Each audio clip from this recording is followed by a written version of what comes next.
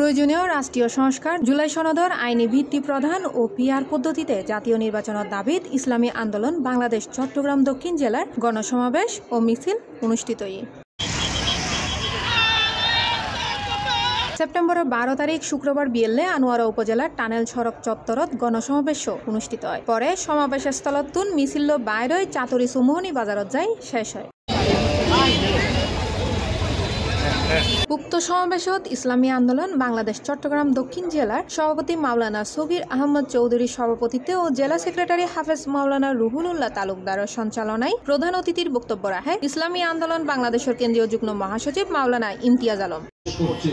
ইসলামী আন্দোলনের কর্মী, ছাত্র, যুব, শ্রমিক সকল স্তরের এবং আপামর জনসাধারণের কাছে আমাদের আহ্বান হলো, আসুন বারবার রক্ত দিয়ে আমরা এটাকে বাংলাদেশকে একটি খেলার রাষ্ট্রে পরিণত করতে চাই না। ইসলামী আন্দোলন বাংলাদেশ মনোনীত চট্টগ্রাম 16 আসনের প্রার্থী আল্লামা হাফেজ ফরিদ আহমদ আনসারী, চট্টগ্রাম 13 আসনের প্রার্থী মাওলানা ইরফানুল হক হালিম, মোহাম্মদ মিশকাতুল ইসলাম, মাওলানা ইউনুস, শরীফুল ইসলাম, হাফেজ আবুল কালাম, অধ্যাপক মাহমুদুল হাসান, মুফতি মাহমুদ মাদানী, মহিউদ্দিন খান জসিম, ডাক্তার এমদাদুল হাসান, মোহাম্মদ জুবাইরুল আলম মানিক, মাহমুদুল করিম কাশেমি, নূর আহমদ সিদ্দিকী, মাওলানা এবিএম অলি উল্লাহ সহ আরো বোধকেও।